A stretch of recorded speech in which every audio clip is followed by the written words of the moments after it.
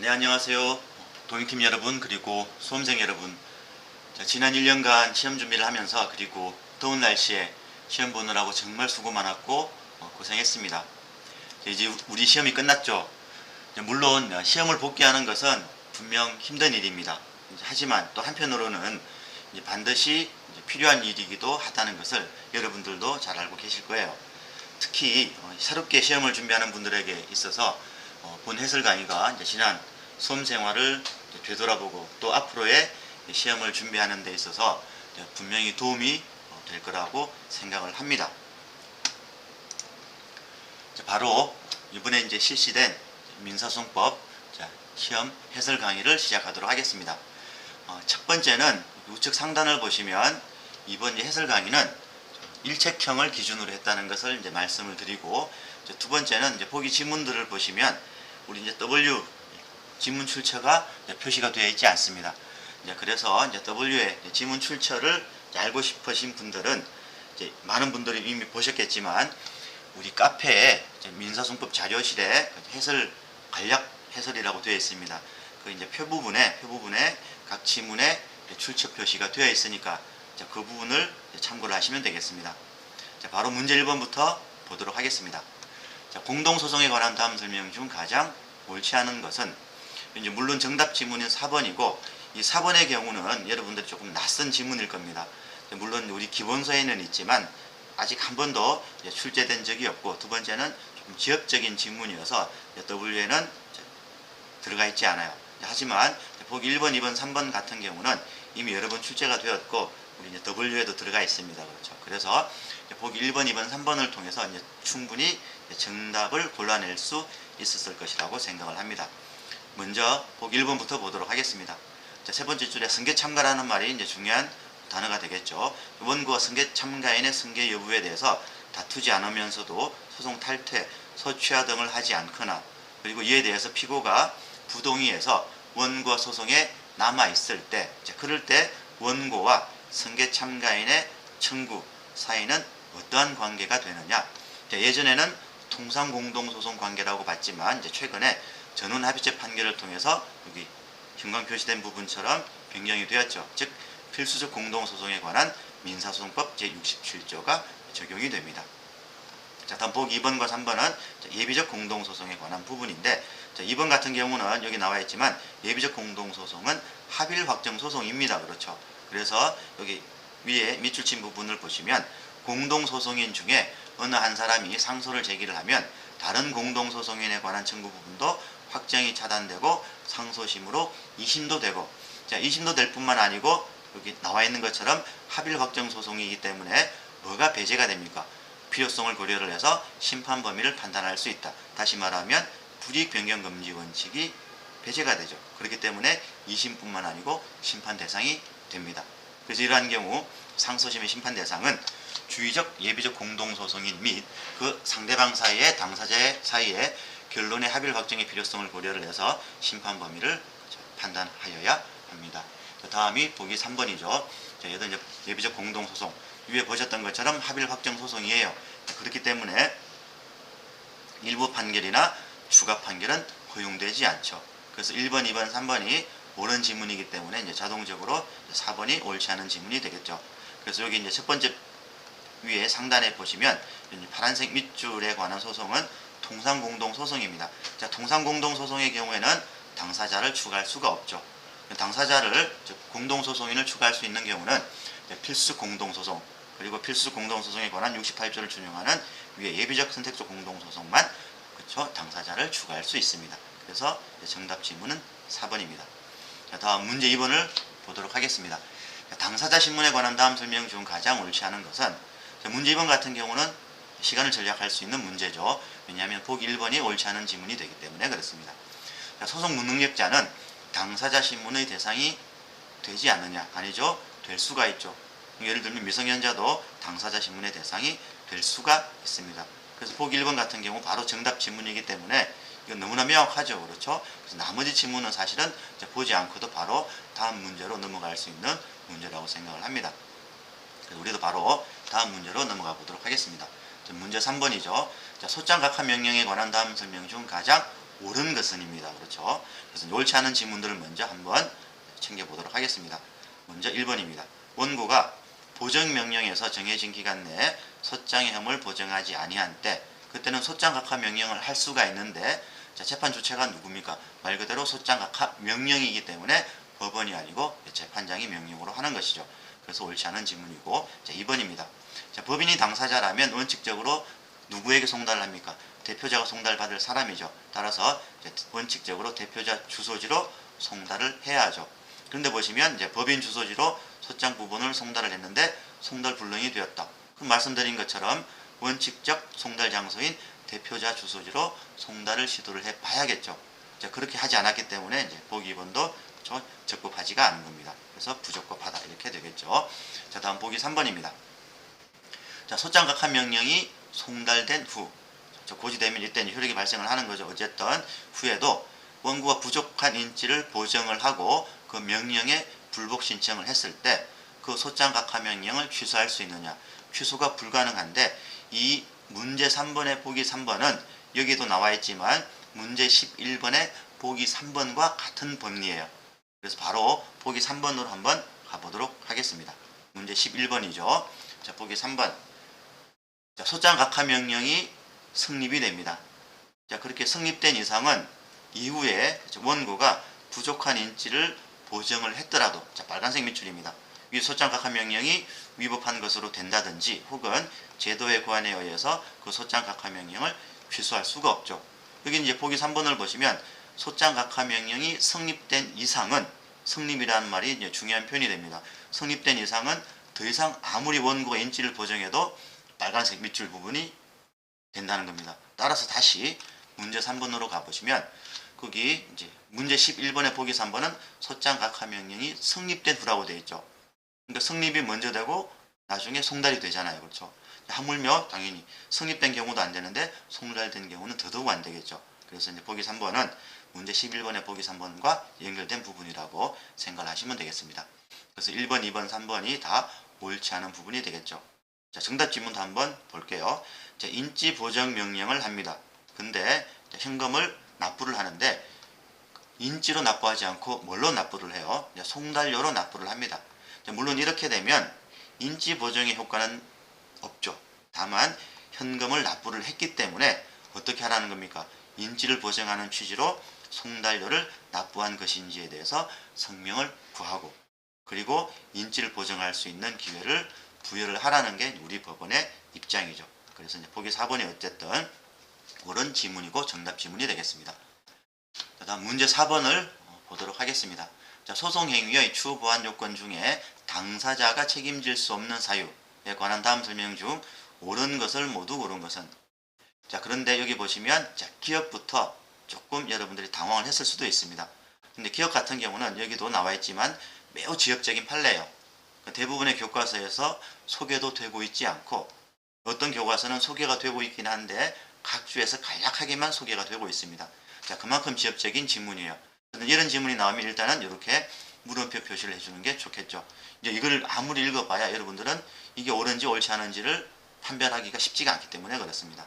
그래서 바로 이제 다음 지문으로 넘어가는 거죠. 그래서 니은입니다. 자, 조정이 성립되지 않은 경우, 우리 이제 두 문자를 통해서, 죄송합니다. 이제 키워드를 통해서 많이 연습을 했었죠. 자, 조정이 성립되지 않은 경우는 뭐가 가능하다? 소송행위의 추후 보완이 가능하다. 이렇게 바로 연결하시면 돼요. 자, 그렇기 때문에 여기 밑줄 친 부분을 보시면 이 경우는 소송의 진행 상황을 조사할 의무가 없습니다. 물론 여기서부터 잘못되었어요. 그렇기 때문에 설사 조사를 하지 않았더라도 이 경우는 당사자가 책임질 수 없는 사유에 해당하죠. 근데 해당하지 않는다고 했기 때문에 옳지 않은 지문이 되는 겁니다. 그래서 니은을 바로 여러분들이 읽어보시는 순간 아, 얘는 옳지 않구나라는 것을 알 수가 있습니다. 그래서 밑에 이제 보기를 보시면 1번과 2번은 니은이 들어가 있기 때문에 바로 삭제 처리를 하시면 되겠죠. 그래서 3번과 4번을 바로 보시면 되겠습니다. 근데 3번과 4번을 보시면 디귿은 공통적으로 들어가 있어요. 근데 다른 부분이 기억과 리얼입니다. 근데 이미 기억은 아직은 헷갈리는 상황입니다. 그래서 바로 먼저 뭘 읽어보시면 되겠습니까?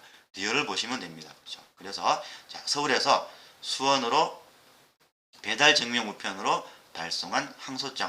자, 여기 보시면 자, 항소인이 항소장을 제출을 합니다.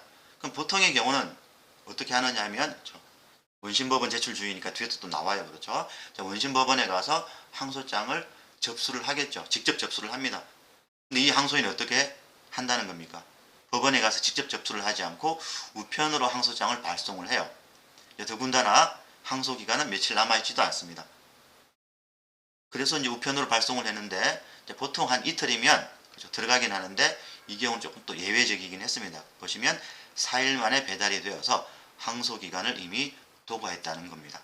4일 만에 배달이 되어서 항소 기간을 준수할 수 없었다는 얘기는 항소 기간을 불과 2, 3일 남겨두고 어떻게 보냈다는 겁니까? 항소장을 우편으로 발송했다는 거죠.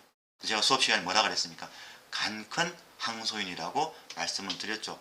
항소 기간이 한 2, 3일 남으면 어떻게 하는 게 가장 좋은 모습이겠습니까? 직접 법원에 가서 접수를 하는 게 가장 좋겠죠. 그래서 이 경우는 어떻게 당사자 책임에 해당하겠죠. 그래서 당사자가 책임질 수 없는 사유에 해당하지 않는다. 맞습니다. 당사자 책임입니다. 그래서 리얼이 옳은 지문이라는 것을 알 수 있습니다. 그렇죠? 자연스럽게 디귿은 안 받지만 이렇게 정답을 4번으로 여러분들이 고를 수는 있을 거예요. 다시 해설 강의이기 때문에 디귿도 한번 보도록 하겠습니다. 자, 소송 대리인이 판결 정본을 송달받습니다. 이 부분이 이제 중요한 문구가 되겠죠. 우리 공부를 했지만 당사자도 송달받을 사람이지만 소송 대리인도 송달받을 사람이죠. 그래서 소송 대리인이 판결 정본을 송달받는 순간 판결 정본 송달은 효력이 그대로 발생이 합니다. 따라서 비록 당사자에게 그 사실을 알려주지 않았더라도 이 부분은 당사자 책임에 해당하는 거죠. 그래서 그런 판례도 있었습니다. 그렇죠. 여기 보시면 당사자가 책임질 수 없는 사유라는 범주에 이 당사자에는 소송 대리인뿐만 아니고 소송 대리인의 보조원도 포함이 된다 하는 판례도 있었습니다. 그 판례를 생각하셔도 되겠고, 혹은 소송 대리인도 송달받을 사람이기 때문에 이때 송달의 효력은 발생한다 라고 생각하셔도 되겠죠. 그래서 문제 4번은 옳은 지문이 디귿과 리얼이 되겠습니다. 자, 다음 문제 5번 보겠습니다. 자, 판결의 확정에 관한 다음 설명 중 가장 옳지 않은 것은, 자, 보기 1번부터 보도록 할게요. 자, 중요한 단어가 나오죠. 통상공동소송입니다. 그렇죠. 자, 통상공동소송은 계속해서 우리가 반복해서 공부를 했습니다. 상소 불가분의 원칙이 적용되지 않죠. 따라서 상소로 인한 확정 차단의 효력은 여기 빨간색 밑줄을 보시면 다른 공동소송에 대한 청구에 대해서는 미치지 않습니다. 그렇죠. 자, 두 번째 이제 보기 2번을 볼게요. 자, 대법원입니다. 항소심이 아니에요. 자, 대법원에 환송 판결이 있는데 이때 환송 판결이 일부 부분만 파기환송하고, 보라색 부분이 중요하죠. 나머지 부분은 상고를 기각했다면 똑같은 표현이 이 부분이죠. 파기환송되지 않은 부분, 그 다르게 표현을 하면 나머지 상고 기각 판결이 있는 부분이죠. 자, 상고 기각 판결은 어때요? 선고 시에 그대로 확정이 됩니다. 따라서 선고로 확정이 되겠죠. 그래서 2번도 옳은 지문이 되겠습니다. 자, 보기 3번으로 가보도록 하겠습니다.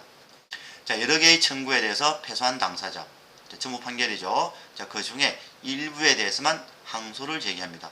그럼 자연스럽게 나오는 문구가 뭐예요? 전부 판결에 대한 일부 상소가 되겠습니다. 자, 이렇게 되면 상소 불가분의 원칙과 불이익 변경 금지 원칙 얘기가 나오는 거죠.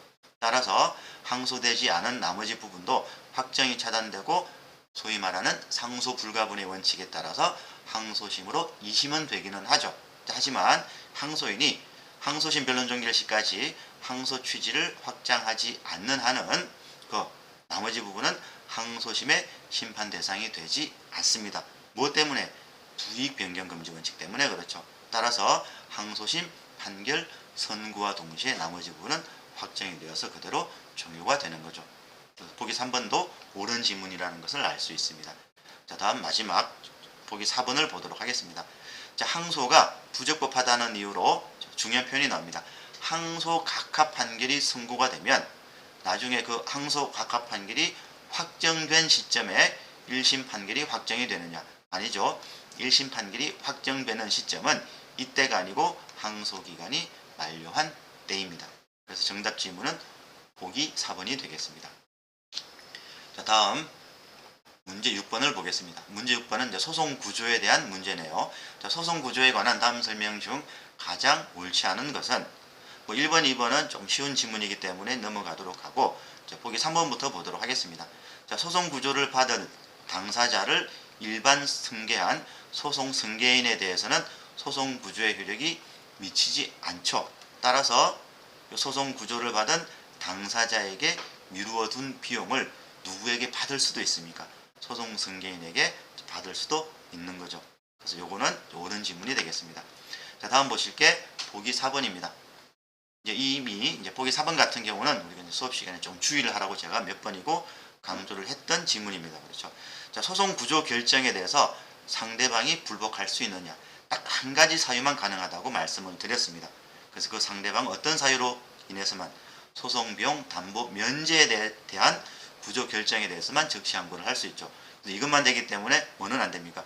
변호사 보수의 직업 유예 관한 부분은 적시 항고를 할 수가 없죠. 그래서 이제 보기 4번이 옳지 않은 지문이 되겠습니다.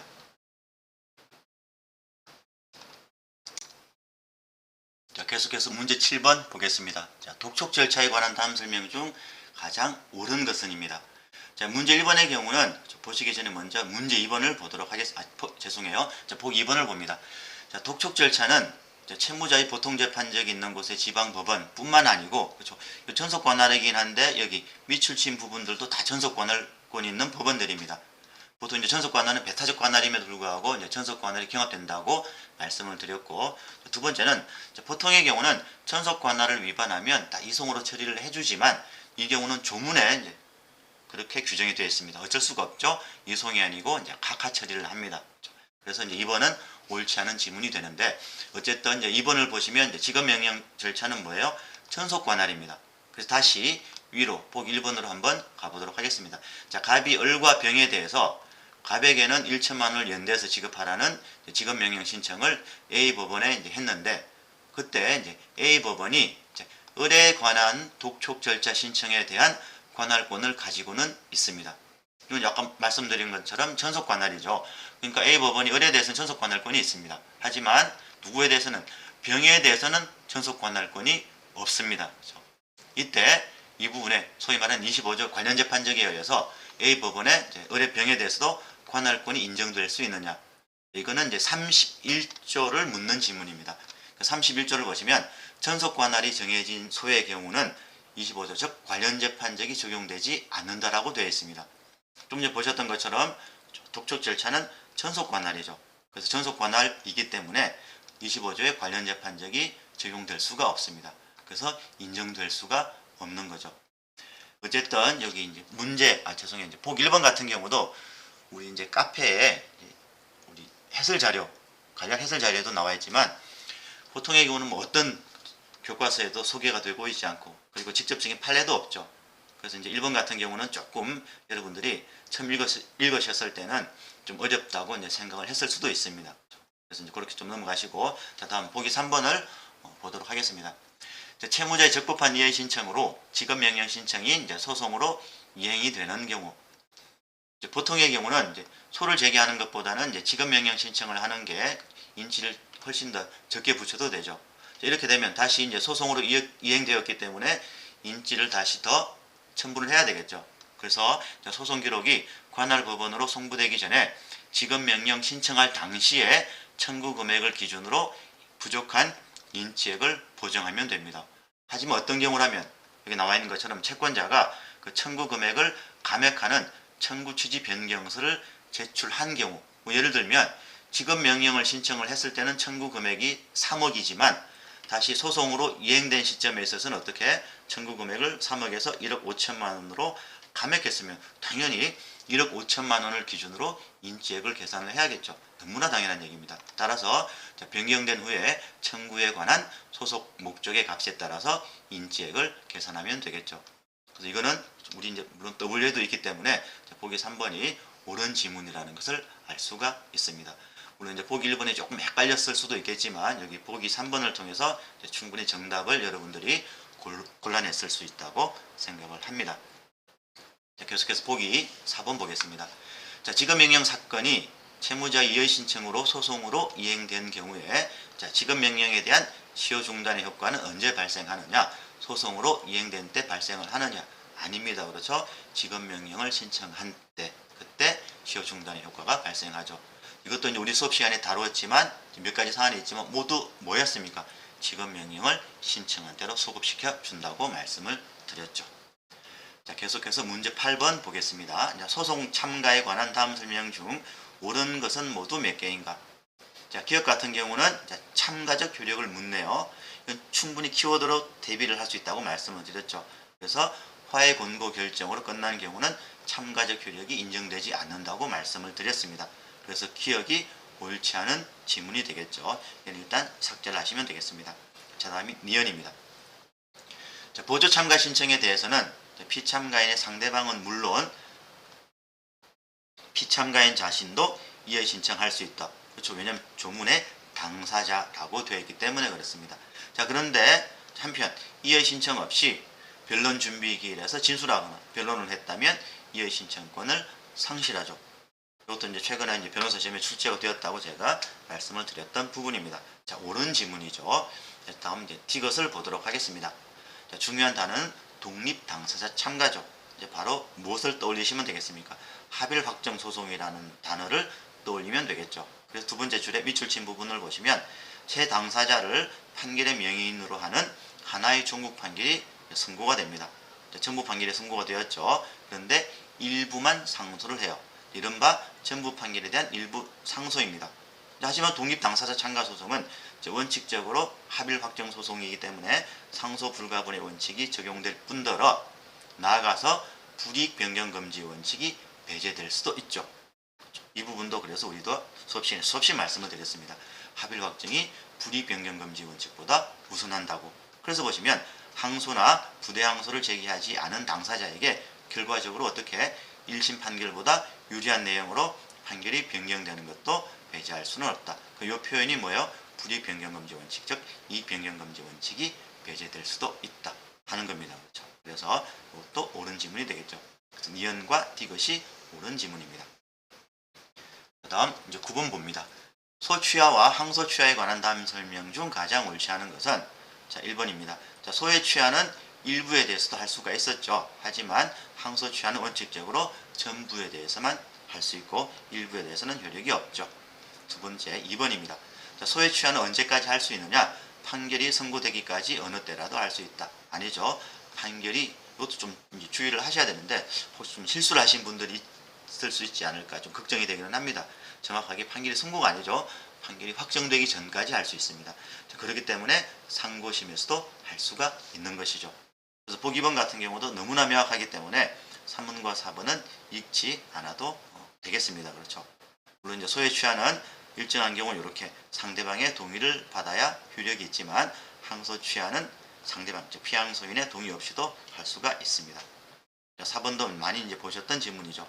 항소 기간이 경과되기 전에 항소를 취하를 했다면 나중에 아직 항소 기간 내라면 다시 항소 제기가 가능했죠. 그렇죠. 얘도 그래서 옳은 지문이 되겠습니다.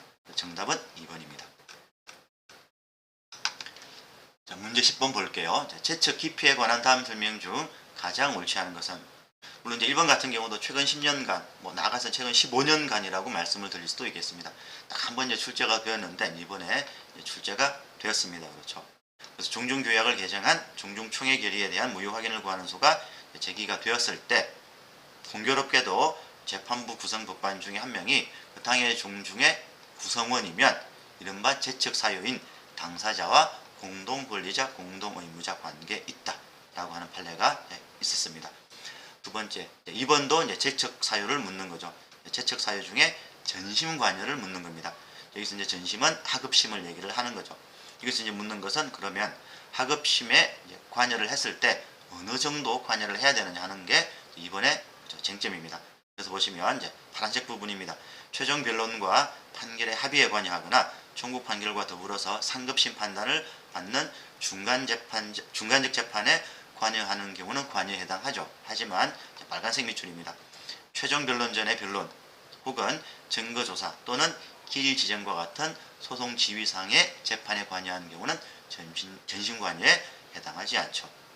자, 다음에 이제 보기 3번인데 나름대로 이제 최신 판례인데 아직 한 번도 출제가 되지 않았습니다. 하지만 우리는 이제 출제 예상 문제를 통해서 이미 이제 대비를 했었죠.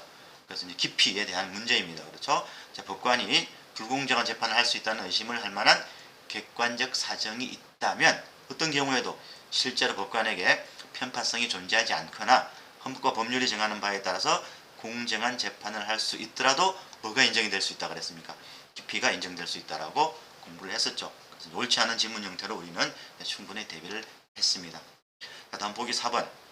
4번을 보시면 기피 신청에 대한 당부의 재판이죠. 누가요? 소속법원 합의부에서 합니다. 그런데 이제 다음 밑줄입니다. 근데 공교롭게도 소속법원이 합의부를 구성하지 못할 때 당부의 재판을 누가 하느냐? 당연히 상급법원이 하겠죠. 그런데 여기는 소속법원의 다른 법관이라고 했기 때문에 옳지 않은 지문이 이제 보기 4번이 되겠습니다. 자, 다음 계속해서 문제 11번 보겠습니다. 자, 소장 심사에 관한 다음 설명 중 가장 옳지 않은 것은 보기 1번 같은 경우는 뭐 딱 읽어도 그렇죠. 옳은 지문이라는 것을 알 수 있습니다. 자, 보정명령서에 그 보정기한이 공란으로 되어 있어. 그렇죠. 도대체 언제까지 보정하라는 거야? 알 수가 없잖아요. 그렇게 되면 이제 보정기간이 언제까지라고 지정된 바가 없다면 당연히 그렇죠. 부적법한 보정명령이 되겠죠. 다음이 보기 2번입니다. 보기 2번도 우리가 뭐 사순환이든 고순환이든 그렇죠. 몇 번이고 주의하라고 말씀을 드렸던 상황이죠. 그래서 여기 형광표시 부분을 보시면 이제 인지보정명령이 먼저 있었는지 두 번째는 소송구조신청이 먼저 있었는지가 중요하다고 말씀을 드렸는데 자, 2번 같은 경우는 인지보정명령이 먼저 있었네요. 인지보정명령에 따른 보통 일주일 준다고 말씀을 드렸죠. 그 보정기간 일주일 중에 제기된 소송구조신청 우리 이제 사안을 통해서 연습을 했습니다. 일주일 중에 이제 5일 정도가 지나서 소송구조 신청을 해요. 두 번째는 이제 소송구조 신청이 있으면 소송구조 신청에 대한 기각 결정이 확정되기 전까지는 인지보정 명령 불응을 이유로 소장 각하 명령 못합니다. 하지만 이제 소송구조 신청에 대한 기각 결정이 확정이 되면 할 수 있는데 중요한 쟁점은 이거죠. 보정기간 전체가 다시 진행이 되느냐 아니면 노란색 형광 부분입니다. 남은 보정기간 즉 2일만 지나면 소장 각하 명령을 할 수 있느냐. 우리 판례는 보라색 부분이죠. 보정기간 전체가 다시 진행된다고 합니다. 그래서 2번이 옳지 않은 지문이 되겠죠. 자, 다음 보기 3번 아까 이제 말씀을 드렸기 때문에 이제 바로 보기 4번으로 가도록 하겠습니다. 자, 소장에 대표자 표시가 되어 있지 않는 이상 자, 물론 이제 소장에는 법정 대리인 그리고 준용하는 대표자 필수적 기재 사항이죠. 이제 물론 누락된 경우는 보정 명령을 하고 불응하면 소장 각하 명령을 할 수 있습니다. 근데 보기 4번 같은 경우는 누락된 경우가 아니라고 말씀을 드렸습니다. 표시가 되어 있잖아요. 그렇죠. 따라서 이 부분은 어떻게 할 수는 없다. 소장 각하 명령을 할 수는 없죠. 무엇을 할 수 있을 뿐입니까? 이 상황이라면 소각하 판결을 할 수 있을 뿐이라고 말씀을 드렸습니다. 그럼 계속해서 문제 12번 보겠습니다. 문제 12번은 이제 특별 항고에 관한 문제이죠. 먼저 이제 1번은 이제 한번 보시면 특별 항고는 제기 기간이 있습니다. 그래서 재판이 고지된 날부터 일주일 이내에 제기를 하여야 하죠. 이제 즉시 항고도 마찬가지입니다. 그렇죠? 하지만 통상 항고는 항고에 이익이 있는 한은 제기 기간에 제한이 없다라고 이제 말씀을 드렸고, 자, 다음 보실 게 이제 보기 2번. 자, 보기 2번이 정답 지문입니다. 즉 옳지 않은 지문이죠. 이미 우리는 두 문자를 통해서 대비를 했던 지문입니다. 여기 보시면 인지보정명령이나 변론 재개 결정은 여기 재인담보 기정 변경에 해당하는 중간적 재판. 물론 여기 이제 위헌재청 신청에 대한 기각 결정도 일종의 중간적 재판입니다. 근데 이 경우는 두 문자에 포함은 되어 있지 않아요. 다 하실 필요도 없기 때문에 이 부분은 제가 이제 빼버린 거고, 이 두 개만 아셔도 충분했던 지문이죠. 이 두 개는 중간적 재판이기 때문에 결론은 뭐예요? 어떠한 불복도 허용되지 않습니다. 따라서 뭐도 되지 않습니까? 특별한 것도 허용되지 않죠. 그래서 이제 보기 2번이 정답 지문이 되겠습니다. 그러니까 이 경우도 3번과 4번은 읽지 않아도 되겠죠. 자, 3번 정도만 보도록 하겠습니다. 자, 특별항고는 상고에 관한 규정을 준용하죠. 자, 그것만 아시면 풀 수 있습니다. 자, 상고의 경우는 상고 이유서를 제출을 해야 돼요. 근데 이제 상고 이유서는 언제까지 제출을 합니까? 소송기록 접수 통지를 받은 날로부터 20일 이내 상고 이유서를 제출하죠. 그대로 치원하면 됩니다. 근데 만약에 상고 이유서를 제출하지 않았다. 상고를 기각하죠. 마찬가지로 특별항고를 기각하면 되겠죠. 그래서 3번 같은 경우는 특별항고는 상고에 관한 규정을 준용한다. 그것만 아셔도 바로 풀 수 있는 문제인데, 물론 그 전에 포기 2번이 명확하게 옳지 않은 지문이기 때문에 3번, 4번은 읽지 않아도 되는 문제가 되겠습니다.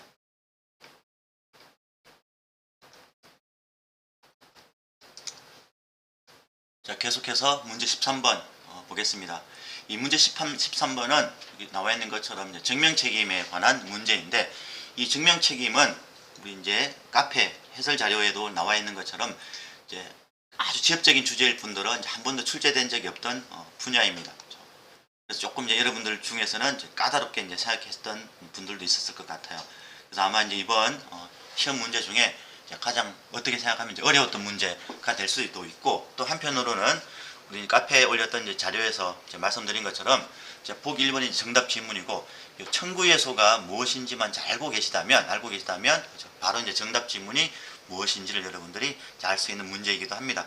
그래서 또 한편으로는 아주 어렵게 생각할 수도 있겠지만, 또 한편으로는 바로 보기 1번이 정답 지문이기 때문에 또 한편으로는 좀 쉬운 문제라고 이제 생각하실 수도 있는 문제죠. 그래서 먼저 보기 1번을 조금 설명을 드려보도록 하겠습니다. 보기 1번의 경우는 위에 나와 있는 것처럼 이런 사안이었습니다. 먼저 채권자 갑이 채무자를 상대로 해서 지급명령 신청을 했었고, 그리고 이제 지급명령이 확정이 됩니다. 이후에 이제 채무자 을이 다시 채권자 갑을 상대로 해서 그 확정된 지급명령에 대해서 청구예소를 제기했던 그 사안인데, 사실 이 표현 앞에 그 청구예소 앞에 확정된 지급명령이라는 표현을 써주는 게 가장 좋아요. 자, 그건 이따가 다시 이제 설명을 드릴 거고, 자, 그런 면에서는 조금은 이제 좋지 않은 문제라고 생각을 합니다. 어쨌든 이 청구이해소는 누가 원고가 되는 거예요? 여기 나와 있는 것처럼 전소의 피고였던 을, 즉 채무자가 원고가 되는 거예요. 따라서 원고가 이걸 만약에 이제 요 지급명령을 신청했을 때 그 청구권이 뭐 대금 채권이라고 가정을 한다면, 그 원고가 채권의 발생 사실, 즉 청구 원인 사실에 대해서 증명 책임을 가지느냐? 아니죠. 여기 다시 말씀드리면 청구예소에서 원고는 누굽니까? 채무자 을입니다. 그렇죠? 어떻게 채무자가 대금 채권에 대해서 증명 책임이 있겠습니까? 대금 채권에 대한 증명 책임은 누구한테 있는 거예요? 채권자 갑에게 있습니다. 그렇죠? 그럼 또 반대로 여기 보시면 권리의 장애, 소멸, 저지 사실, 즉 항변 사실, 예를 들면 이렇게 채무자을이 변제했기 때문에 청구예소를 제기했다고 가정을 해보면, 여기 이 부분, 그 변제를 했다는 부분이 어디에 들어가는 겁니까? 이 부분에 해당하는 겁니다. 이 부분에 대한 추정 증명 책임은 누구한테 있는 거겠습니까? 청구예소에서 원고, 즉 을에게 있는 겁니다. 그렇죠? 근데 피고에게 있다고 했기 때문에 이제 옳지 않은 지문이 이제 보기 1번이라는 것을 알 수가 있는데, 그래서 이제 보기 1번 같은 경우는 말씀드린 것처럼 청구이해소가 어떤 소라는 것만 좀 알고 있으면 정확하게, 이건 이제 수업 시간에 우리가 수없이 청구이해소에 대해서는 이제 사안별로 제가 이제 설명을 드렸던 적이 많았죠. 자, 그것만 알고 계시면 조금 쉽게 접근할 수 있는 부분이기는 한데, 어쨌든 한편으로는 이제 처음 보는 지문 형태이기 때문에 좀 낯설게 느껴졌을 수도 있다고 생각을 해요. 그러니까 보기 1번 같은 경우도 교과서에서 이제 일부 교과서에서만 조금 언급되고 있는 부분이고, 자, 두 번째는 왜 보기 1번이 조금 좋지 않은 지문인지를 말씀을 드려볼게요.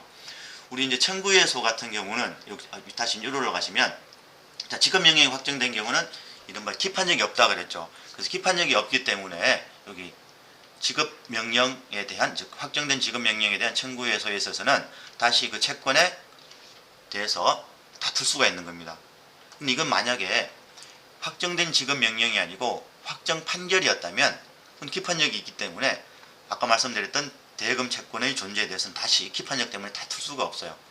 그래서 아까 말씀드린 것처럼 여기 이제 보기 1번 같은 경우는 이 문제가 조금 더 좋은 문제가 될 수 있으려면 청구예소 앞에 확정된 지급명령에 대한 청구예소, 이런 문구를 넣어주는 게 이제 조금 좀 매끄럽고 자연스러운 문제가 될 수가 있었겠죠. 어쨌든 그런 측면에서는 조금 좋지 않은 문제이고, 두 번째는 아까 말씀드린 것처럼 매우 이제 지엽적인 문제입니다. 또 한편 여기 보기 2번도 마찬가지입니다. 보기 2번 같은 경우도 소송법 교과서에서는 소개를 하고 있지 않습니다. 물론 보기 2번에 판례도 이제 중요한 판례이기는 해요. 그렇죠? 이 사행위 취소 소송에 있어서 그 채무자나 여기 수익자, 전득자의 악의에 대한 증명 책임이 누구에게 있느냐. 당연히 민법에서는 아주 중요한 판례이고 중요한 주제가 될 거예요. 하지만 소송법 교과서에서는 어디에도 어떤 교과서에서도 설명을 하고 있지 않은 판례입니다. 그래서 이 부분도 아마 이제 검색을 통해서 증명책임이라는 그렇죠. 키워드를 통해서 이렇게 그냥 문제를 이제 출제를 했던 것 같고, 어쨌든 보기 2번 같은 경우는 이제 민법 시간에 여러분들 충분히 훈련이 되었을 지문이라고 생각을 해요. 또 한편 이제 보기 3번과 이제 보기 4번 같은 경우도 보통 이제 교수들의 이제 교과서를 이제 보면 일반적으로 소개하지 않는 교과서가 좀 많고, 소개를 하더라도 아주 간략하게 소개를 합니다. 이렇게 이제 판결 요지 형태로 소개를 하는 교과서는 이제 별로 없고, 이제 간혹 이렇게 이제 판결 요지 형태로 이제 소개를 하고 있는 이제 교과서가 있기도 한데, 어쨌든 요 3번과 4번은 여기 그렇죠. 공예소송, 무료과학소송 이런 바 이제 현대형 소송에 있어서 피해자인 원고 측이 되겠죠. 증명 책임을 어떻게 완화시키고 있는지 우리 판례 입장을 그렇죠. 얘기하는 판례라고 생각하시면 되겠습니다. 그래서 3번과 4번은 제가 특별하게 설명을 드리지는 않고 넘어가도록 하겠습니다. 어쨌든 중요한 것은 문제 13번이 어떻게 보면 조금 수험생 입장에서는 이제 낯선 지문들이 대부분이기 때문에, 물론 이제 보기 2번의 민법 시간에 여러분들이 이제 공부를 하셨던 지문일 수도 있겠지만, 소송법 교과서를 생각을 해본다면 조금은 이제 낯선 지문들일 수도 있기 때문에 이제 어렵게 느꼈을 수도 있는 문제라고 생각을 합니다. 물론 이런 문제들을 대비하기 위해서 우리가 수험 대비를 할 때 그 범위를 넓힐 필요는 전혀 없다고 생각을 합니다. 그렇게 이제 보시면 될 것 같습니다. 다음 계속해서 문제 14번을 볼게요. 선정 당사자에 관한 다음 설명 중 가장 옳지 않은 것은, 먼저 이제 보기 1번부터 보도록 하겠습니다. 이때 이제 선정 행위의 효력은 소송이 종료될 때까지 계속 유지가 되죠. 그렇기 때문에 선정 당사자는 상소 제기도 할 수가 있는 겁니다. 물론 이제 이러한 부분이 이제 소송 대리인과 이제 차이점이 되겠죠. 다음 보기 2번을 보시면, 당사자 선정은 언제든지 장래를 위해서 이를 취소하거나 변경할 수도 있고, 또 한편 선정을 철회할 수도 있습니다. 다만 선정을 철회했을 때는 여기 나와 있는 것처럼 상대방 당사자에게 그 철회 사실을 통지를 해야 합니다. 이것도 우리가 이제 충분히 이제 대비를 했던 지문이 되겠습니다. 다음 이제 보기 3번을 계속해서 볼게요. 선정 당사자는 이제 공동의 이해관계를 가져야 하죠. 하지만 여기 이제 밑줄 친 부분처럼 선정 당사자 본인에 대한 부분에서가 취하된다든지, 혹은 판결이 확정되어서 공동의 이해관계가 소멸되게 되면, 빨간색 밑줄이죠. 당연히 선정 당사자는 선정 당사자의 자격을 상실합니다. 자, 자격을 상실했기 때문에 이게 나아가서 뭐가 된다? 절차 중단 사유가 된다는 판례도 우리가 그렇죠. 아울러서 공부를 했었죠. 자, 그렇게 보시고, 자, 다음 마지막 정답 지문을 보겠습니다. 자, 선정 당사자는 소의 취하와 같은 소송 행위 등을 하기 위해서, 자, 여기죠. 선정자의 개별적 동의가 필요하냐? 아니죠. 원칙적으로 선정 당사자는 당사자이기 때문에 선정자의 개별적 동의 없이 소송 행위뿐만 아니고 소송 행위를 하는 데 필요한 모든 사법 행위까지 가능하다고 말씀을 드렸죠. 그렇기 때문에 이제 필요하다고 했기 때문에 4번이 옳지 않은 지문이 되겠습니다. 자, 문제 15번입니다. 자, 이행권고 결정에 관한 다음 설명 중 가장 옳은 것은, 먼저 1번부터 차례대로 보겠습니다. 자, 독촉 절차에서 소송 절차로 이행된 사건에 있어서도 이행권고 결정을 할 수 있느냐? 아니라고 말씀을 드렸죠. 이건 조문 문제이긴 한데 그 취지를 다시 말씀을 드리면, 자, 독촉 절차에서 소송 절차로 이행이 되었다는 얘기는 대부분 독촉 절차에 대해서 채무자가 이의 신청을 했기 때문에 소송 절차로 이행이 되었을 거예요. 근데 다시 또 이행권고 결정을 하게 되면 피고가 또 어떻게 하겠습니까? 이의 신청을 또 하겠죠. 그래서 이런 경우는 이제 이행권고 결정을 할 수 없다라고 이제 조문에 그대로 규정이 되어 있습니다. 자, 다음 이제 보기 2번입니다. 이건 충분히 키워드로 대비할 수가 있겠죠. 이렇게 피고에게 이행권고 결정서 등본을 송달할 때 발송 송달이나 공지 송달의 방법으로는 할 수 없다라고 했습니다. 그래서 이 부분도 옳지 않은 부분이 되겠죠. 다음은 보기 3번입니다. 자, 이행권고 결정에 대해서 피고가 이의 신청을 했다가 이의 신청을 취하하려고 합니다. 이럴 때 물론 1심 판결이 선고되기 전까지 할 수는 있는데, 이때 원고의 동의가 필요하냐? 아니죠. 원고의 동의가 필요가 없었죠. 뭐랑 비교를 해서 우리가 대비를 했습니까? 화해 권고 결정하고 대비를 해서 비교를 해서 그렇죠? 대비를 했습니다. 자, 다음 그래서 이제 옳지 않은 지문이 되겠고 따라서 자연스럽게 보기 4번이 옳은 지문이에요. 근데 보기 4번 같은 경우도 여러분들은 이제 처음 보셨을 겁니다. 왜냐하면 저도 처음 봤거든요. 그래서 우리나라 어떤 교과서에서도 소개가 되고 있지 않은 판례입니다. 그래서 이 판례도 아마도 이제 출제하시는 분이 이행 권고 결정이라는 검색어를 가지고 검색을 한 다음에 이 판례를 이제 출제를 하신 듯 합니다. 그렇죠. 근데 이미 우리는 이제 1번, 2번, 3번을 통해서 충분히 정답 지문을 골라낼 수가 있었던 문제예요. 아까도 말씀드렸던 것처럼 이런 문제까지, 이런 지문까지 우리가 대비하기 위해서 공부의 양을 늘릴 필요는 전혀 없다라고 말씀을 드렸습니다. 충분히 이렇게 이미 기존의 문제 혹은 예상 문제를 통해서 대비를 할 수 있기 때문에 그렇습니다. 그래서 어쨌든 보기 4번이 옳은 지문인데 이런 이제 해설 강의를 처음에 촬영을 하기 전에는 고민을 좀 했어요. 이걸 설명을 드릴지 말지. 그닥 이제 중요한 판례가 아니기 때문에 이제 지금은 설명을 드리지는 않고 넘어가도록 하겠습니다. 자, 다음 계속해서 문제 16번 보도록 하겠습니다. 자, 문서의 증거 능력과 증거력에 관한 다음 설명 중 가장 옳지 않은 것은 먼저 이제 보기 1번부터 볼게요. 자, 문서의 진정 성립을 법원이 판단할 때 반드시 전문가, 즉 감정인에게 의뢰를 해야 되느냐? 아니죠. 여기 보시면 마지막 줄이죠.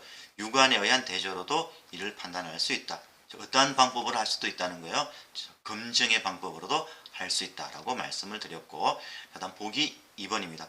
자, 보기 2번은 여기 나와 있는 것처럼 어떤 경우에 자백의 대상이 되고 그리고 자백이 성립됐을 때 구속력이 발생하느냐 하는 부분입니다. 자, 원칙은 이제 자백의 대상이 되는 것은 사실 중에서도 주요 사실만 자백의 대상이 될 수가 있죠.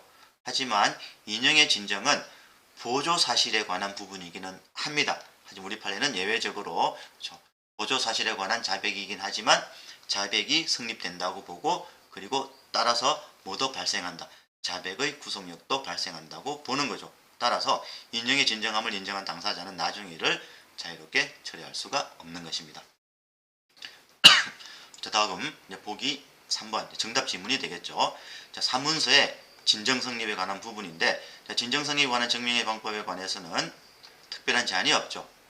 그래서 상대방이 만약에 그 사문서에 대해서 부지로 다투는 경우에 진정 성립을 증명을 하고 근데 증명이 되지 않았을 때 법원이 인정을 할 때 여기 나와 있는 것처럼 보통 주요 사실이라면 증거조사 결과와 변론 전체의 취지 두 개가 필요하다고 말씀을 드렸죠.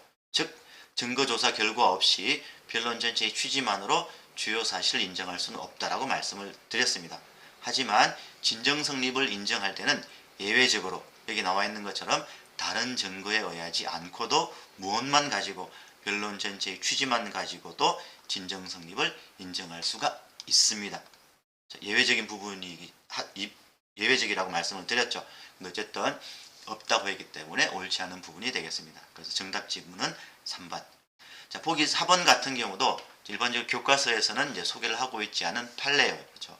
어쨌든 우리 이제 어떤 사문서가 있을 때 물론 거정자, 즉 문서 제출자가 진정 성립을 증명하여야 하지만 일정한 경우는 진정 성립이 추정되는 경우도 있습니다. 여기 나와 있는 것처럼 서명이 있거나 날인이 있거나 무인이 있거나 하면 문서의 진정 성립이 추정이 돼요. 그러니까 서명과 날인이 동시에 있을 필요는 없습니다. 조문에도 그렇게 되어 있죠. 서명이 있거나 날인이 있거나 그렇게 되어 있습니다. 따라서 작성 명의인 당사자의 서명이 자기의 자필임을 그 당사자 자신도 다투지 아니하는 경우, 즉 서명이 잘 되어 있다는 거죠. 따라서 그 경우라면 어떤 경우에 설사 날인이 되어 있지 않더라도 이 서명이 있으니까 뭐가 문서의 진정 성립이 추정이 되는 거죠. 따라서 형식적 증거력이 인정이 되기 때문에 뭐 실질적 증거력이 추정이 되죠.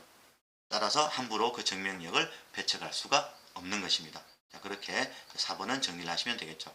어쨌든 이제 정답 지문이 3번이라는 것이 명확하기 때문에 이 경우도 이제 4번을 고민할 필요가 없었던 문제라고 생각을 합니다. 자, 다음 17번 계속해서 보겠습니다.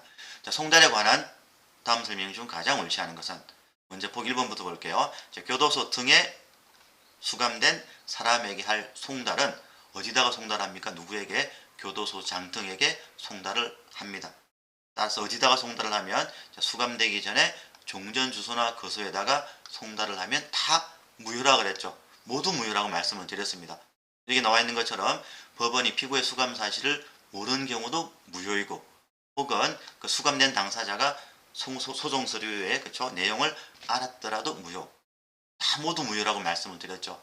어떤 송달만 유효하다고 말씀을 드렸습니까?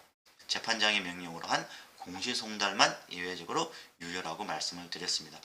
그래서 그렇게 접근을 하시면 충분히 풀 수 있었던 지문이라고 생각을 합니다. 자, 다음 보시면 보기 2번이죠. 그렇죠? 자, 보충송달이죠. 자, 보충송달은 원칙적으로 이제 두 군데에서만 가능하죠. 즉 민사소송법이 인정하는 송달 장소, 즉 주소 등 아니면 근무 장소에서만 보충송달이 가능합니다. 따라서 그런 장소가 아닌, 저기 나와 있는 것처럼 보라색 부분입니다. 송달 장소가 아닌 곳에서 하는 보충송달은 부적법해요. 따라서 수령대행인이 송달받기를 거부하지 않았더라도 부적법하다고 말씀을 드렸죠. 이른바 어떤 사안이었습니까? 우체국 창구에서 수령대행인인 동거인에게 했던 보충송달 사안이었습니다. 부적법하다고 말씀을 드렸습니다. 자, 다음이 보기 3번입니다. 자, 보기 3번은 이제 두 번째 줄에 나와 있죠. 185조 2항의 발송송달을 묻는 사안입니다. 이 185조 2항의 발송송달은 당사자가 송달 장소를 변경을 했음에도 불구하고 변경 장소를 법원에 신고하지 않아서 달리 송달할 장소를 알 수 없을 때 어디다 가는 송달이 185조 2항의 발송송달이에요. 종전에 송달받던 장소에다가 하는 송달이 185조 2항의 발송송달인데, 당연히 여기 문구, 보라색 부분이죠. 문구에도 나와 있는 것처럼 종전에 한 번이라도 송달된 적이 있어야 합니다. 다시 위로 올라가시면 당사자가 송달 장소로 신고한 장소에 송달된 바가 없다면 당연히 종전에 송달받던 장소라고 볼 수가 없겠죠. 너무나 당연한 얘기가 되겠습니다. 자, 마지막 4번이 이제 정답 지문이 되겠죠. 자, 법인이 당사자인 경우 아까도 잠시 나왔지만 대표자가 송달받을 사람이죠. 근데 대표자가 사망합니다. 또 나아가서 달리 법인을 대표할 자도 정해지지 않았어요. 이 사안은 뭐가 없습니까? 누구가 없어요? 송달받을 사람이 없습니다. 따라서 공시송달도 할 수가 없었죠. 그러니까 이 사안은 뭐랑 비교를 하라고 계속해서 말씀을 드렸습니까? 송달받을 사람은 있지만 송달 요건에 흠이 있는 사안과 비교하라고 말씀을 드렸죠. 그래서 이 사안 같은 경우는 아예 공시송달조차도 할 수 없는 사안입니다. 그래서 정답은 보기 4번이 되겠습니다. 자, 다음 문제 18번 계속 볼게요. 자, 길 혜택에 관한 다음 설명 중 가장 옳은 것은, 자, 최근에 변호사님이 또 나왔던 질문이죠. 자, 진술 간주에 의해서는 변론 관할이 성립될 수가 없죠. 그걸 묻는 거고, 그래서 옳지 않은 지문. 자, 옳지 않은 지문들을 계속 봅니다. 자, 보기 3번을 볼게요. 자, 마지막에 쌍방 불출석의 효과, 이러면 이제 소취와 간주입니다. 그렇죠? 이럴 때 물론 적법한 공시송달이라면 쌍방 불출석의 효과가 발생하죠. 하지만 부적법한 공시송달이라면 쌍방 불출석의 효과가 발생할 수가 없는데, 앞에 노란색 형광 부분이 부적법한 공시송달이라는 것을 알 수 있는 부분이죠. 당사자의 주소, 거소, 기타 송달할 장소를 알 수 없는 경우가 아님이 명백함에도 공시송달을 합니다. 이건 어떻게 한 문구로 줄일 수가 있어요? 부적법한 공시송달이라면 말씀드렸던 것처럼 쌍방 불출석의 효과가 발생할 수가 없다. 자, 그렇게 풀 수 있는 지문이 3번입니다. 다음 또 옳지 않은 지문 4번을 보도록 하겠습니다. 우리 판례는 자, 진술 간주된 경우에 재판상 자백이 성립하느냐, 자백 간주가 성립하느냐와 관련해서 재판상 자백이 성립한다고 보았죠. 자, 이 부분은 이제 변호사 시험에 이제 출제가 되었고, 우리 시험에는 한 번도 출제가 되지 않다가 이번에 출제가 되었죠. 즉 뭐예요? 재판상 자백이 성립합니다. 근데 4번은 자백 간주가 성립한다고 했기 때문에 옳지 않은 지문이 되겠죠. 그래서 1번, 3번, 4번은 옳지 않은 지문이 될 거고, 자, 물론 여기 보기 2번을 통해서 바로 정답 지문을 여러분들이 찾을 수가 있기 때문에 저 3번, 4번은 읽지 않아도 되는 문제가 될 수가 있겠죠. 자, 배당 이의예소의 경우는 원고가 첫 번째 변론길에 출석하지 아니하면 바로 소가 취하된 것으로 간주가 됩니다. 보통 일반 민사소송 같은 경우는 그렇죠? 양쪽 당사자가 3번 불출석해야 소가 취하되는 것으로 간주가 되는데 배당기회에서는 그게 너무나 엄격합니다. 원고가 딱 한 번만, 그것도 어떤 변론길, 첫 번째 변론길에 출석하지 않아도 바로 소가 취하되는 것으로 간주가 돼요. 즉 제재 규정이 되는데 이런 제재 규정을 더 넓게 해석해서는 안 되겠죠. 그래서 너무나 당연하게 여기 첫 번째 변론기일에는 뭐가 포함될 수가 없겠습니까? 첫 번째 변론기일은 포함될 수가 없겠죠. 그래서 이제 2번이 정답 지문이라는 것, 즉 옳은 지문이라는 것을 알 수가 있습니다. 자, 계속해서 문제 19번 보겠습니다. 자, 다음 설명 중 가장 옳지 않은 것은 먼저 보기 1번을 볼게요. 자, 이 부분도 일부 판결을 할 수 있는 병합소송이 있고 할 수 없는 병합소송이 있는데 우리가 기본서에서 표를 통해서 그리고 이제 문제풀이 과정에서도 여러 번 이제 연습을 했던 부분입니다. 그래서 이제 청구 병합에 있어서는 단순 병합은 일부 판결이 가능하지만 선택적 병합이나 예비적 병합 같은 경우는 일부 판결을 못하고 또 공동소송에 있어서는 통상 공동소송은 일부 판결이 가능하지만 합의 확정을 요하는 독립 당사자 참가 소송, 예비적 선택적 공동소송 그리고 이제 필수적 공동소송은 일부 판결을 할 수가 없죠. 그래서 이건 충분히 우리가 이제 대비를 했던 지문이라고 생각이 되고 이제 보기 1번과 자연스럽게 연결이 되는 게 보기 3번입니다. 그렇죠. 이렇게 이제 일부 판결을 할 수 있어야 재판 누락이 있을 수 있다라고 말씀을 드렸죠. 또 반대로 얘기를 하면 일부 판결을 할 수 없는 경우는 설사 재판 누락처럼 보여도 판단 누락으로 처리한다고 말씀을 드렸습니다. 그래서 보기 3번에 있어서는 예비적 병합이라는 게 이제 중요한 단어가 되겠죠. 자, 예비적 병합에 있어서는 주의적 청구를 배척하면 여기 나와 있는 것처럼 예비적 청구에 대해서 판단을 해야 합니다. 그렇죠. 근데 판결을 하지 않았을 때 그럼 예비적 청구 부분이 재판 누락이 되느냐? 아니죠. 이 부분이 잘못됐죠. 판결의 누락, 즉 재판 누락에 해당하느냐? 아닙니다. 판단 누락으로 처리를 하죠. 그래서 상소를 하면 이제 상소심으로 같이 2심이 되고 심판 대상이 된다고 말씀을 드렸습니다. 그래서 3번 같은 경우는 이제 1번만 정확하게 알고 있으면 이제 자연스럽게 정답 지문, 즉 옳지 않은 지문이라는 것을 알 수 있었던 지문이 보기 3번이 되겠습니다. 자, 다음 이제 마지막 보기 4번을 볼게요. 자, 논리적으로 전혀 관계가 없어서 순수하게 단순 병합으로 구해야 되는데 예를 들면 원고가 예비적 병합 혹은 선택적 병합 형태로 소를 제기를 했다. 그럼 법원이 어떻게 1차적으로 처리를 합니까? 단순 병합으로 이제 보정하라고 조치를 취하라고 하죠. 하지만 그런 조치를 취하지 않았을 때도 그냥 단순 병합의 예에 따라서 판단하면 되겠죠. 그래서 밑에 나와 있는 것처럼 1심 법원이 그 중에 하나의 청구에 대해서만 심판하고 그래서 이를 인용한 다음에 여기 보라색 부분이죠. 나머지 청구에 대한 심리 판단을 모두 생략했다. 그러니까 이 나머지 청구 부분은 여기 나와 있는 것처럼 뭐가 됩니까? 재판 누락이 되는 거예요. 왜? 단순 병합은 일부 판결이 가능하기 때문에 재판 누락이 있을 수 있다라고 말씀을 드렸죠. 그래서 여기 보라색 경광 부분이죠. 나머지 심리 판단하지 않은 청구는 재판 누락이기 때문에 추가 판결의 대상이 되죠. 어디에 남아 있습니까? 1심 법원에 그대로 남아 있고 누락한 1심 법원에서 추가 판결을 통해서 시정을 하면 되겠습니다. 다음 문제 20번 보도록 할게요. 자, 피고 경정 신청에 관한 다음 설명 중 옳은 것은 모두 몇 개인가? 이제 피고 경정의 경우는 제가 이제 최근에 좀 자주 출제가 되고 있는 분야이기 때문에 공동소송인의 추가인 68조 하고 260조 피고 경정을 몇 번이고 제가 반복해서 한번 조문을 정리하라고 말씀을 드렸습니다. 그래서 제 말씀대로 그 조문을 조금 정확하게 이제 보셨다면, 반복해서 보셨다면 조금 쉽게 풀 수 있는 지문인데, 어쨌든 20번 같은 경우는 여기 리얼 부분이 여러분들이 조금 헷갈렸을 수도 있다. 혹은 이제 고민하는 데 시간을 할애를 했을 수도 있다라고 이제 생각을 합니다. 먼저 이제 기억부터 볼게요. 근데 기억 같은 경우는 우리가 이제 두 문제 자료를 통해서 계속 연습을 했던 부분이죠. 그렇죠? 이렇게 보라색 경광 부분을 보시면 피경기 원통이라는 단어를 이제 떠올리면 그렇죠?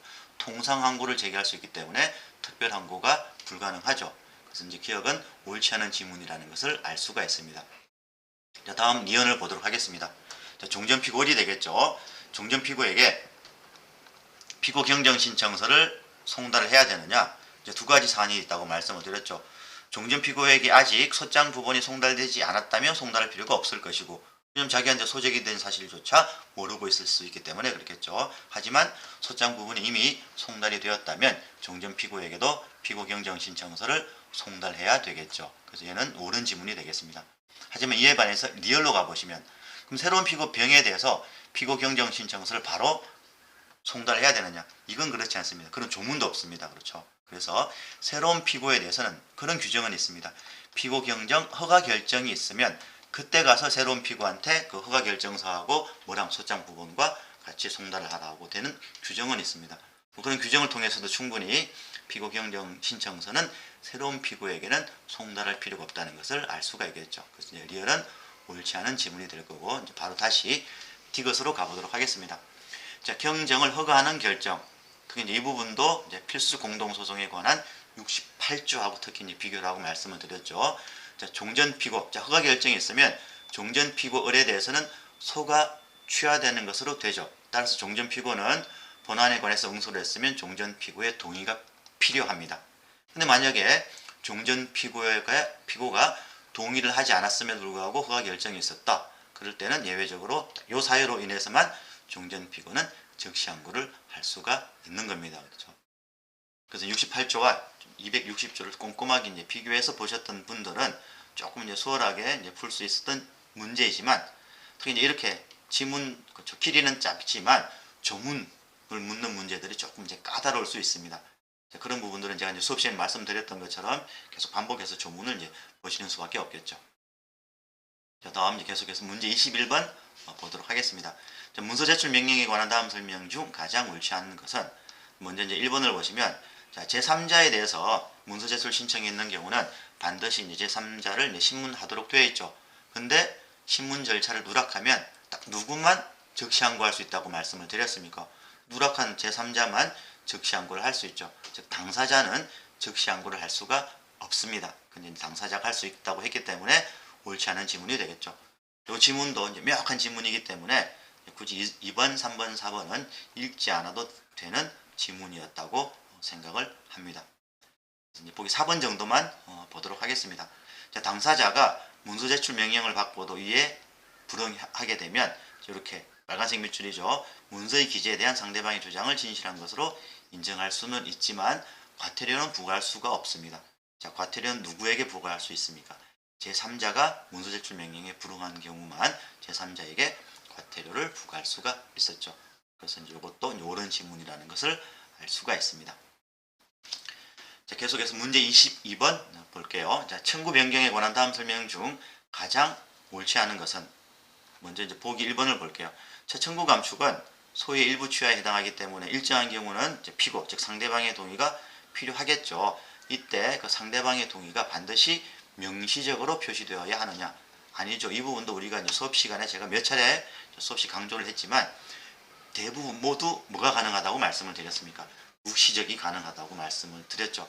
자, 그만 이제 떠올려도 바로 보기 1번이 옳지 않은 지문이라는 것을 알 수가 있겠죠. 사실은 이제 나머지 지문을 보지 않아도 문제가 없었던 부분이라고 생각을 합니다. 하지만 해설 강의이기 때문에 나머지 지문도 조금 챙겨볼게요. 자, 보기 2번입니다. 자, 청구 취지 변경은 이제 서면에 의하도록 되어 있습니다. 하지만 청구 원인 변경은 말로 할 수 있는데, 하지만 만약에 서면에 의하지 않은 청구 취지 변경, 물론 위법은 하죠. 하지만 이는 이제 임의 규정이기 때문에 이의권 상실의 대상이 된다고 말씀을 드렸습니다. 다시 한 번 더 말씀을 드리면 모두 이의권 상실의 대상이 됩니다. 그렇죠. 하지만 어떤 경우만 상소 기간에 관한 규정만 강행 규정이기 때문에 걔만 예외적으로 이의권 상실의 대상이 되지 않는다고 말씀을 드렸죠. 자, 그 문구만 기억을 하셔도 이제 충분히 바로 옳은 지문이라는 것을 알 수가 있었던 지문입니다. 자, 다음 보기 3번이죠. 자, 시효 중단이나 법률상 기간 준수, 즉 제소기간 준수의 효력은 청구 변경 신청서, 즉 소변경 신청서를 제출한 때 발생한다. 이 지문도 단어만 조금 넣어줬으면 조금 더 이제 좋은 지문이었을 것 같은데 이 단어를 이제 빼버린 거죠. 즉 신청구, 즉 새로운 청구에 대한 시효 중단이나 제소기간 준수의 효력은 청구 변경 신청서를 제출한 때 발생한다. 그렇죠. 옳은 지문입니다. 자, 계속해서 이제 보기 4번 볼게요. 자, 보기 4번은 이제 중요한 단어가 교환적 변경입니다. 근데 어느 신급에서 있는 거예요? 항소심에서 교환적 변경이 있죠. 자, 교환적 변경이 있으면 구청구에 대해서는 소가 취하된 것으로 취급해요. 따라서 267조 1항이 적용이 됩니다. 그래서 구청구에 관한 모든 소송 행위는 소급적으로 소멸이 됩니다. 그래서 보시면 1심 판결도 소급적으로 소멸되고 1심 판결에 대한 항소도 소급적으로 소멸이 돼요. 따라서 항소를 취하할 대상이 없는 거죠. 그래서 비록 항소를 취하를 해도 항소 취하는 그 대상이 없어서 아무런 효력을 발생할 수가 없다. 모두 마찬가지입니까? 항소각하도 마찬가지라고 말씀을 드렸습니다. 자, 다음 이제 문제 23번 보겠습니다. 자, 소송 고지에 관한 다음 설명 중 가장 옳지 않은 것은, 자, 소송 고지는 고지자의 자유 혹은 권한이죠. 하지만 예외적으로 소송 고지가 소송 고지자의 의무인 경우들이 있습니다. 주로 이제 제3자 소송 담당인 경우가 이제 그런 경우에 해당한다고 말씀을 드렸고, 자, 다음에 이제 2번, 3번, 4번은 그렇죠. 이제 같은 얘기를 하는 겁니다. 자, 첫 번째는 소송 고지를 했는데, 자, 일정한 요런 의사표시가 기재가 되어 있으면 그 소송 고지에는 시효 중단 사유로서 최고의 효력이 인정이 됩니다. 자, 두 번째, 요 시효 중단 사유로서 최고의 효력은 언제 발생하느냐?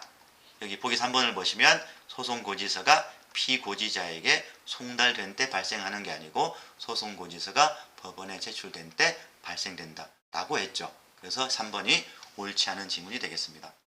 자, 계속해서 보기 4번을 보시면 여기 시효 중단 사유로서의 이제 최고는 재판상 청구만큼 강력한 효과는 없다라고 민법 시간에 배웠습니다. 그렇죠. 따라서 자, 그런 최고는 다시 6개월 내에 재판상 청구 등을 해야 시효 중단의 효과가 유지가 돼요. 이럴 때 소송 고지로서 시효 중단 효과가 있는 경우 6개월의 기산점이 언제가 되느냐가 중요합니다. 자, 이 경우도 소송 고지서가 피고지자에게 송달된 때로부터 6개월이 기산되는 게 아니고 당해 소송이 종료된 때로부터 6개월이 기산이 되는 거죠.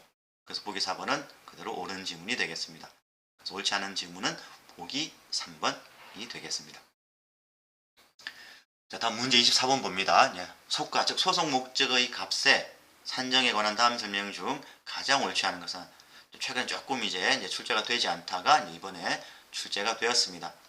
보기 1번 한번 그대로 읽어보시면 될 것 같고, 보기 2번을 바로 보도록 하겠습니다. 자, 소송 목적의 값은 사실심 변론정결시를 기준으로 산정한다. 아니죠. 소송 목적의 값과 관할은 원칙적으로 소를 제기한 때를 기준으로 산정을 하죠. 이것도 이제 명확한 지문이기 때문에 명확히 옳지 않은 지문이라는 것을 알 수 있기 때문에 3번, 4번은 이제 보지 않아도 되는 문제라고 생각을 합니다. 하지만 3번, 4번도 한번 가볍게 볼게요. 자, 한 개의 소로서 수개의 청구를 하는 경우, 뭐 청구 병합이라든지 혹은 병합소송 중에 이제 공동소송일 때, 그때 그 수개의 청구의 속가를 합산할 거냐 혹은 다액으로 흡수할 거냐는 여기 파란색 밑줄을 기준으로 한다고 말씀을 드렸죠. 경제적 이익이 독립한 별개인 것이라면 합산으로 가는 것이고, 경제적 이익이 동일하거나 중복되는 경우는 다액으로 흡수가 된다고 말씀을 드렸습니다. 자, 계속 보기 4번을 보시면, 자, 수단 청구와 주된 청구가 있을 때 속가는 무엇을 기준으로 산정을 하느냐? 자, 원칙은 주된 청구의 속가를 기준으로 산정을 하죠. 하지만 여기 단서에 있는 것처럼 수단 청구의 가액이 주단 청구의 가액보다 다액이라면 그때는 예외적으로 수단 청구의 가액을 기준으로 속가를 산정을 하는 것입니다. 그래서 수단 청구와 주된 청구가 있다면 종합하면 어떻게 정리를 하시면 되겠습니까? 둘 중에 다액을 기준으로 한다라고 말씀을 드렸었죠. 자, 마지막 문제 25번입니다. 그렇죠? 이제 항소에 관한 다음 설명 중 가장 옳지 않은 것은, 자, 보기 1번 같은 경우는 부대 항소를 묻죠. 자, 부대 항소는 항소에 관한 규정을 준용해요. 따라서 원칙은 서면성을 갖춰야 합니다. 그렇죠? 물론 가장 좋은 모습은 여기 노란색 형광 부분처럼 부대 항소장을 제출하는 게 가장 좋겠지만, 자, 그렇게 하지 않고 이렇게 서면성만 갖추면 돼요. 그래서 이제 서면, 뭐 예를 들면 이제 준비 서면을 제출을 한다든지, 원고라면 청구 변경 신청서를 제출을 한다든지, 피고라면 이제 반소장을 제출을 했는데 그 내부에 뭐 부대 항소 취지가 표현이 되어 있다면 되겠죠. 그 부대 항소의 취지가 이 부분이 되겠습니다. 그렇죠? 여기. 자, 항소기간 지난 뒤에 단순히 항소기각을 구하는 방어적 신청에 그치지 않고 나아가서 이렇게 되는 거죠. 1심 판결보다 피항소인이 자신, 즉 피항소인에게 유리한 판결을 구하는 적극적, 공격적 신청의 의미가 객관적으로 명백히 기재된 서명. 아까 말씀드린 것처럼 피항소인이 원고라면 청구 변경 신청서, 혹은 피항소인이 피고라면 반소장을 제출을 했다면 그때도 일정한 경우 부대 항소를 한 것으로 의제를 해주겠다는 게 우리 판례 입장이었죠. 그래서 옳은 지문이 되겠습니다. 자, 다음 이제 계속해서 보기 2번을 보도록 하겠습니다. 자, 항소장은 어디다가 제출을 합니까? 이게 나와 있는 것처럼 이른바 원심법원 제출주의라고 해서 1심 법원에다가 제출을 해야 합니다. 근데 항소인이 실수로 만약에 항소심 법원에다가 제출을 하게 되면 첫 번째 처리 방법은 항소심 법원은 다시 항소장을 어디로? 1심 법원으로 기록 송부하는 형태로 처리를 하죠. 무엇이 아닙니까? 이송이 아니었죠. 즉 이송이 아니기 때문에 항소기간 준수 여부는 언제를 기준으로 판단을 하는 겁니까? 항소심 법원에다가 항소장을 제출한 때를 기준으로 판단하지 않고 1심 법원에 그렇죠. 그 소송 기록이 송부된 즉 도착한 시점을 기준으로 항소기간 준수 여부를 판단한다는 게 우리 법원의 이제 확고한 입장입니다. 그래서 2번도 옳은 지문이 되겠습니다. 자, 다음 보기 3번. 이 부분도 제가 이제 수업 시간에 좀 조심하라고 했던 지문이었죠. 자, 피항소인이 부대 항소를 할 수 있는 범위는 항소인이 주된 항소에 의해서 불복을 제기한 범위에 의해서 제한을 받지 않는다. 제가 이제 사안도 설명을 좀 예를 들어서 드렸죠. A 청구, B 청구 모두 인용이 되었고 항소인인 피고가 A 청구에 대해서만 항소를 했더라도 누구? 피항소인인 원고는 B 청구에 대해서 부대 항소를 제기할 수 있죠. 그래서 말씀드린 것처럼 주된 항소에 의해서 불복을 제기한 범위, 즉 A 청구에 의해서 제한을 받지 않기 때문에 B 청구에 대해서도 부대 항소를 제기할 수가 있는 겁니다. 조심하라고 몇 번이고 말씀을 드렸던 지문이라고 생각이 됩니다.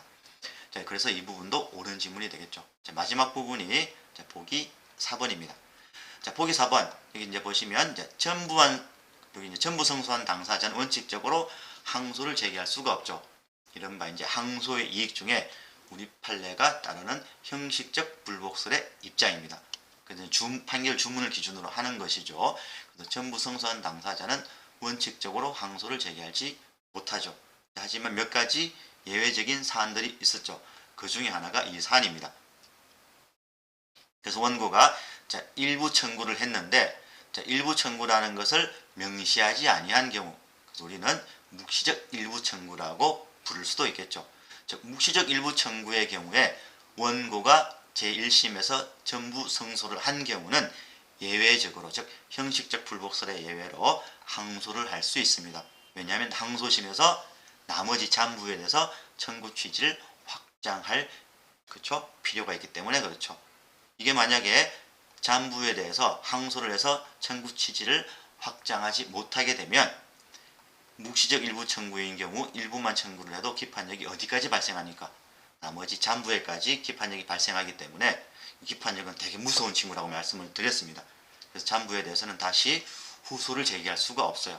그렇기 때문에 그에 대한 예외로 항소를 제기해서 항소심에서 잔부에까지 청구 취지를 확장할 수 있도록 해주는 취지라고 말씀을 드렸죠.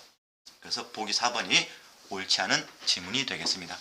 자, 이렇게 해서 이번에 2023년에 시행이 된 법원직 공채 9급 시험 민사소송법 해설 강의를 마치도록 하겠습니다. 우리 총평 같은 경우는 이미 우리 카페 자료실에 올렸기 때문에 그 부분 한번 여러분들이 보시면 될 것 같고 어쨌든 그것보다는 이제 1년간 여러분들이 좀 고생을 하셨고 그리고 이제 더운 날씨에 이제 시험을 보시느라고 또 수고와 고생이 더 많았겠죠. 그래서 좀 많은 분들이 좀 좋은 결과가 있어서 면접 준비반에 좀 밝은 모습으로 뵐 수 있었으면 좋겠습니다. 자, 1년간 정말 고생을 하셨습니다. 그리고 감사합니다. 네, 이렇게 해설 강의 마치도록 하겠습니다.